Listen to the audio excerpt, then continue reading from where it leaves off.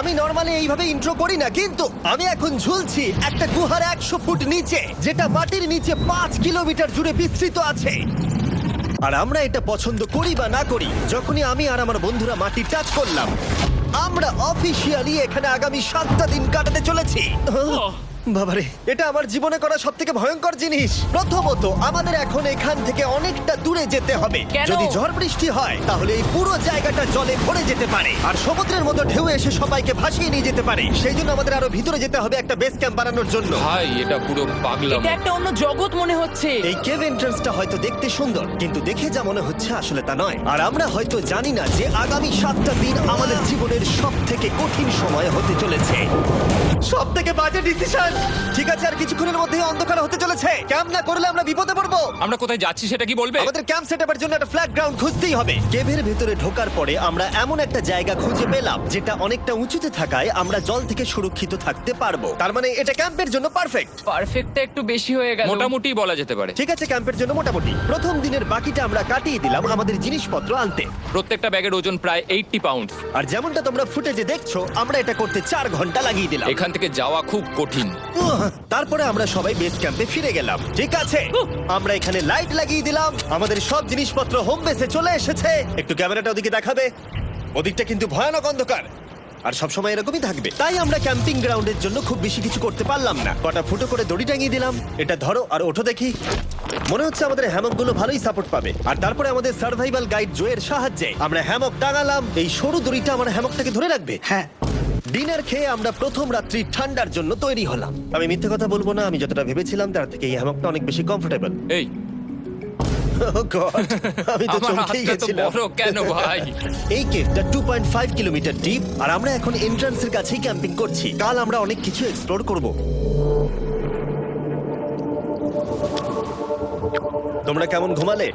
ভয়ঙ্কর। ঘুমই হয়নি। এটা সত্যিই একটা অস্বস্তিকর পরিবেশ। কেবের উপর থেকে অনবরত আমাদের উপরে জল পড়েই যাচ্ছিল, তাই উপরে একটা প্লাস্টিক চাপালাম, কিন্তু তাও আমাদের হ্যামকের উপরে জল পড়েই যাচ্ছিল। একটা আইডিয়া আছে, চলো শেল্টারগুলোকে ভালোভাবে তৈরি করি। আমার মনে হয় এই প্লাস্টিকগুলোকে জুড়ে দিলে আর জল পড়বে না।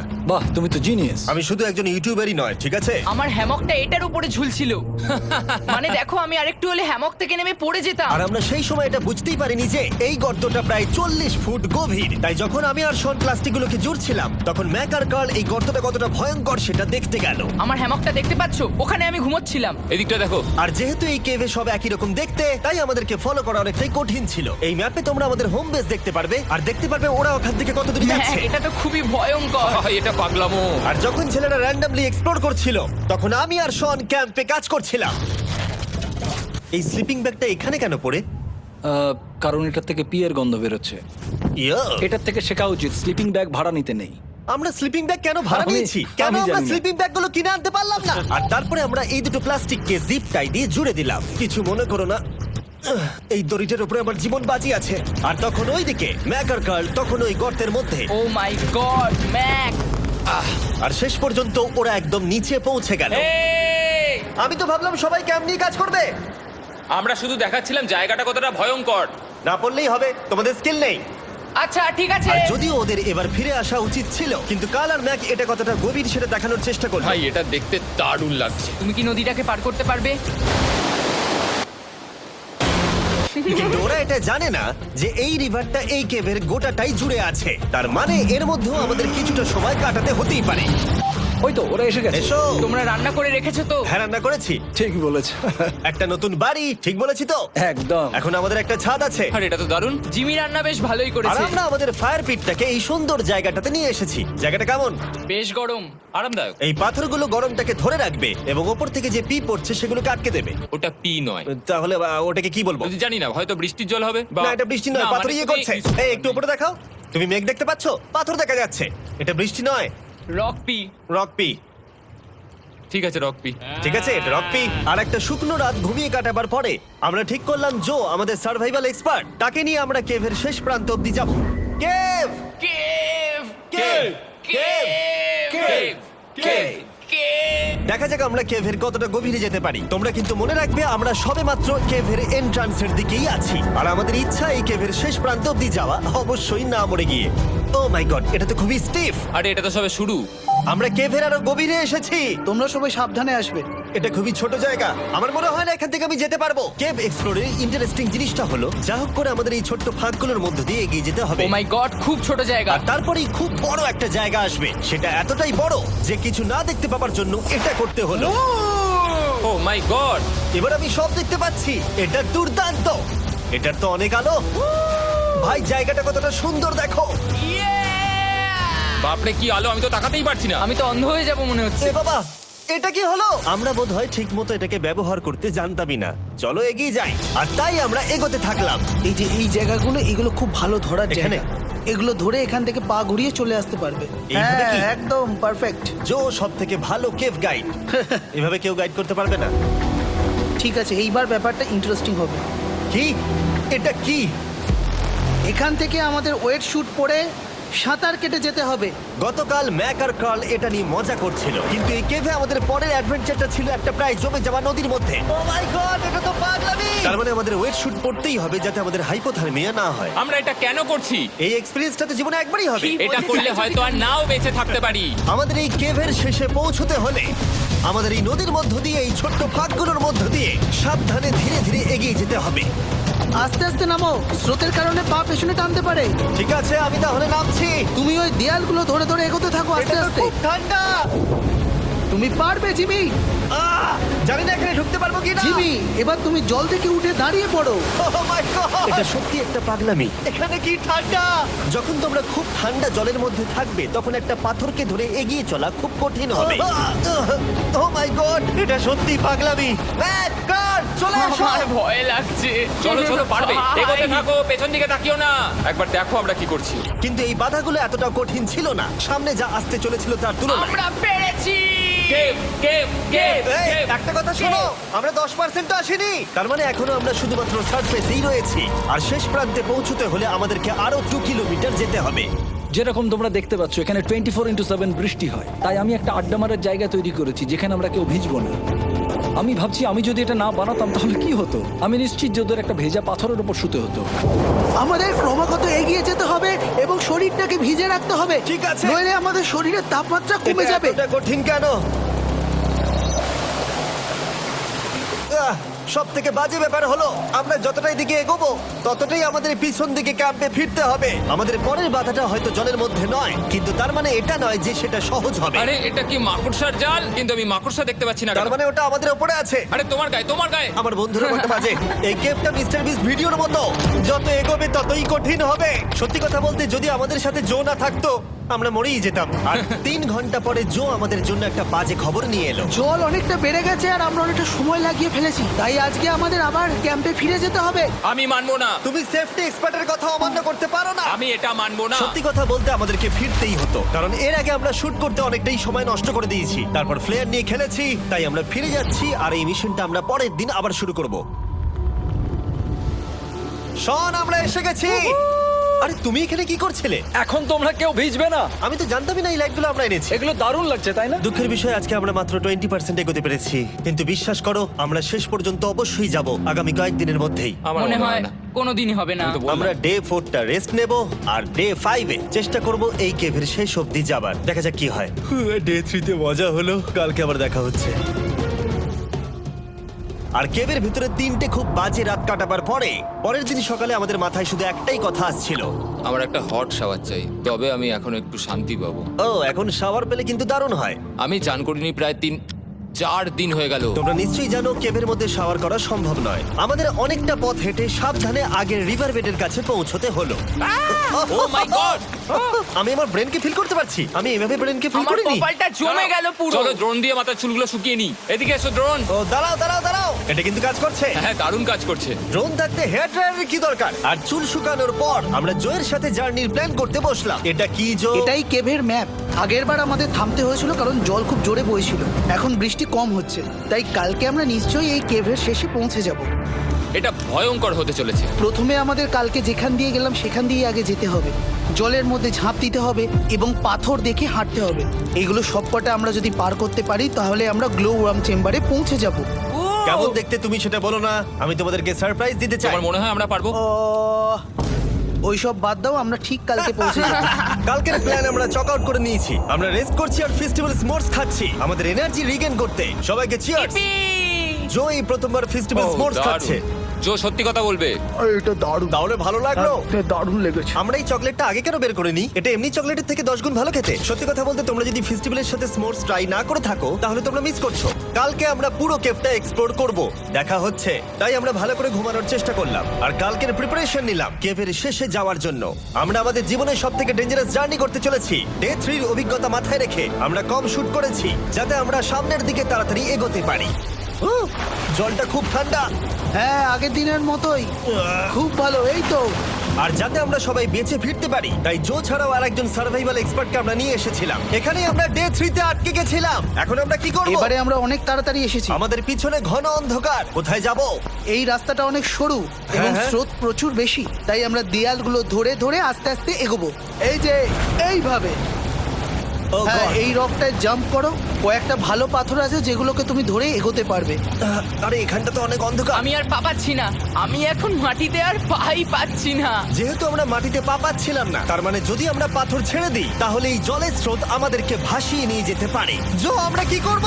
আমি এটা ধরে এসেছি, তুমি এটা ঠিক ধরো। আছে, আমি তো দেখতেও পাচ্ছি না কোথায় যাচ্ছি। জো, স্রোত আমাকে ভাসিয়ে নিয়ে চলে যাচ্ছে। আমি তুমি করবো কি করে? পারবে, পারবে।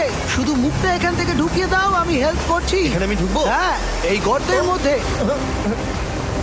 এই তো খুব ভালো। এটা আমার জীবনের সবথেকে বিপজ্জনক অ্যাডভেঞ্চার। আমরা এখন কেভের অনেক গভীরে চলে এসেছি আর এবার আমাদের সামনে প্রথম বড় বাধা। এখানে জলের একটা ঘূর্ণাবর্ত আছে, যদি তুমি এর মধ্যে পড়ে যাও তাহলে তোমাকে একদম নিচে নিয়ে চলে যাবে। মানে আমরা পড়ে গেলে মরে যেতে পারি। হ্যাঁ, মানে আমরা মৃত্যুর সাথে খেলা করছি। এটা এতটা বিপজ্জনক হতে পারে আমি সত্যিই ভাবিনি। খুব ভালো। এই তো। তাহলে কি আমার পা এখানে হ্যাঁ, রাখবো? রাখো রাখো। ঠিক আছে, এই তো আমি পেরেছি।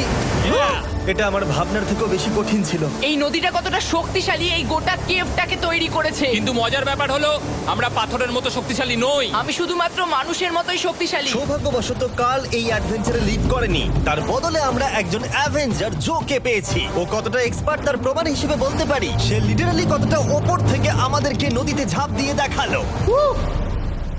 ও মাই গড, এটা পাগলামি। কে বললো এটা পাগলামি? এটা তো আমার কাছে খুবই সহজ। আমি এটা করব। তুমি কোনোভাবেই এটা করতে পারবে না। আরে কি বলছোটা কি তুমি? আমি এক্ষুনি করতে চাই। চলো যাচ্ছি Joe. Godspeed back. Jimmy আমার সাথে যা যা করেছে তার কাছে এটা তো কিছুই নয়। 3, 2, 1।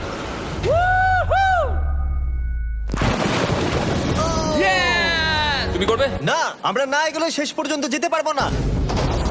ও মাই গড, আমাদের নিচের দিকে যেতে হবে। আমরা সবসময় স্রোতের উল্টো দিকে কেন যাই? এখন শুধু আমি ভেসে ভেসেই যেতে পারবো, আর কিছু না। এই জলের তলায় অনেক ধারালো পাথর আছে, তোমরা সেগুলোকে দেখতে পাবে না, তাই সাবধানে পা ফেলবে। ও মাই গড, আবার এটা গভীর আরে হচ্ছে। আমার পা তো কিছুর উপরে রাখতে হবে। ছোট পাথরগুলোই একমাত্র বাধা ছিল না, মনে হচ্ছে আমাদের প্রতিটা পদক্ষেপে। ও ভাই, আমি কিচ্ছু দেখতে পাচ্ছি না। এটা খুব ভয়ঙ্কর। কেভটা আরো অন্ধকার হয়ে আসছিল এবং আরো সরু। আর তখন আমরা জানতাম না যে আমরা ফিনিশ লাইন অবধি পৌঁছতে পারবো কিনা।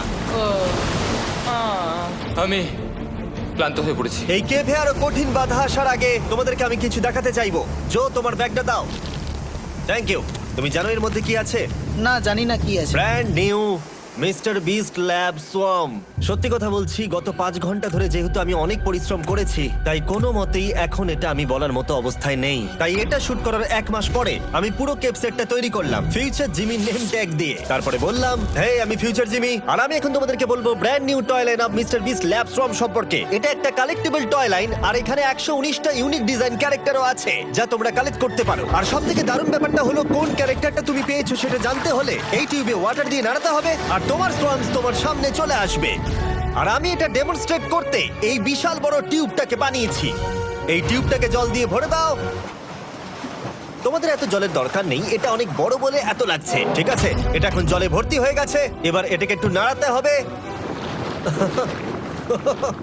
এটা কি আর নাড়াতে হ্যাঁ হবে? হ্যাঁ, অনেক নাড়ানো হয়ে গেছে। এবার জল ঢালো এখানে। জো ঢালছে। আর জল ঢালার পরে তোমরা দেখতে পাবে তোমরা কোন সোয়ামটা পেয়েছো। এটা সব থেকে রেয়ার হাইপোক্রোম, যেটা মাত্র 1000টা বানানো হয়েছে। জো, এটা তোমার। থ্যাংক ইউ সো এটা মাচ। চাই। আর এটা তোমার। কাল কি নেবে? আমার কাছে দুটোই ছিল। আর আমরা শুধু সোয়ামেই থেমে নেই, আমরা এই অ্যাকশন ফিগার প্যান্থার গুলো বানিয়েছি যেগুলো এই ব্রিফকেসে আছে, আর এই সোয়ার্মের মতো এই মিউটেটর। যখন তোমরা কিনবে দেখতে পাবে এর ভেতরে কি আছে। কোথায় কিনবো? ভালো হয়েছে জিজ্ঞাসা করলে। মিস্টার বিস্ট ল্যাব টয়েস এখন তোমরা পৃথিবীর সব জায়গায় পেয়ে যাবে। এগুলো সব বেরিয়ে গেছে, তোমরা গিয়ে কিনে নাও। আর কেবের মধ্যে অনেক সমস্যা পেরোনোর পরে আমরা ফাইনালি পৌঁছে গেলাম গ্লো ওয়ার্ম চেম্বারে। ভাই এবার খুব ভালো লাগছে। ঠিক আছে টিম, তোমাদের গ্লো ওয়ার্ম চেম্বারে স্বাগত। এ তো দারুণ। এটা দারুণ লাগছে। ভাই এটা পৃথিবী মনে হচ্ছে না এখানে একদমই। যে আলো তোমরা দেখতে পাচ্ছ সেগুলো আসলে ছোট্ট ছোট্ট বায়োলুমিনেসেন্ট গ্লো ওয়ার্ম তৈরি করেছে। এটা দেখতে অনেকটা মিল্কি ওয়ে গ্যালাক্সির মতো লাগছে। ওয়াও! আর এই মুহূর্তটা, এই ভিউ, সত্যি বলতে এই ট্রেকের সমস্ত ক্লান্তি যেন দূর করে দিল। এখান অবধি পৌঁছানো যেন সত্যি একটা অ্যাচিভমেন্ট ছিল। কিন্তু এখন আমাদের যাত্রা শেষ হয়নি, কারণ আমাদের এখান থেকে এখন বেস ক্যাম্পে ফিরতে হবে। আজকে ডে 6 হতে চলেছে, এখনো ওরা আসেনি আর আমি খুব ক্লান্ত। আমার মনে হয় না আমি ভালো করে ঘুমোতে পারবো। ওদের জন্য খুব চিন্তা হচ্ছে। এই ট্রিপটা অনেকটাই সহজ ছিল কারণ আমরা স্রোতের সাথে ভেসে ভেসে যাচ্ছিলাম। আর যেহেতু তোমরা এই ট্রিপটা দেখেছো তাই আমরা এটাকে স্কিপ করলাম। কিন্তু সত্যি বলতে এই জার্নিটাও অনেকটা বেশি সময় নিল, কারণ আমরা ক্যাম্পে পৌঁছানোর আগেই 6 নম্বর দিন চলে এলো। শন, সবাই ঠিক আছে তো? আমার খুব চিন্তা হচ্ছিল। Happy day 6। ডে 6 খুব ভালো। এনার্জি বাড়াতে আমরা আগুনের উত্তাপ নিলাম এবং ফাইনালি আমরা কিছু খেতে পেলাম। এটা খুবই অ্যাডভেঞ্চারাস ডে ছিল। কালকে দেখা হচ্ছে, মানে আজকেই হয়তো। এটা হয় ডে কোনোদিন 6 হবে না। নাকি আজকে, না আমি জানি না। এত বড় ট্রেক সম্পূর্ণ করার পরে শারীরিকভাবে চূড়ান্ত ক্লান্ত হওয়া সত্ত্বেও জানি না কেন কিন্তু আমি একদমই ঘুমাতে পারছিলাম না।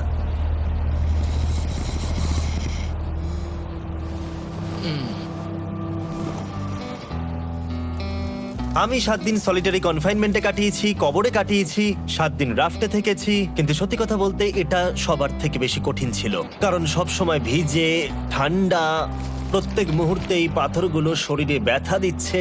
বেশিরভাগ সময়টাই এই কেভটা দুঃস্বপ্নের মতো ছিল। কিন্তু তোমার আর আমার মধ্যে জিমি!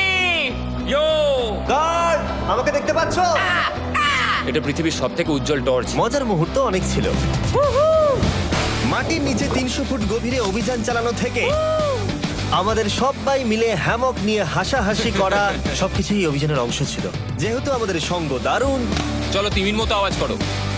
তাই এই ভিজে, ঠান্ডা, পাথুরে অদ্ভুত কেভের ট্রিপটা বদলে গেল আমাদের জীবনের সব থেকে সুন্দর মুহূর্তে।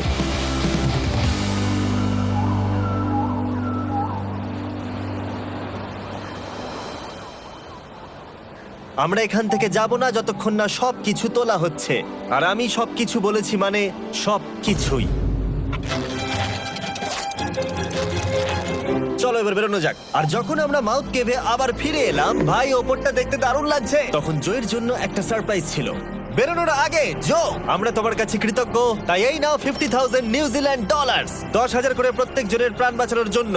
ও my God, thank you so much Jimmy. Thank you Joe. Love you Joel! এবার আমাদের সব কাজ হয়ে গেছে, চলো বেরোনো যাক। 7টা দিন পরে আমরা ফাইনালি এখান থেকে বেরোচ্ছি।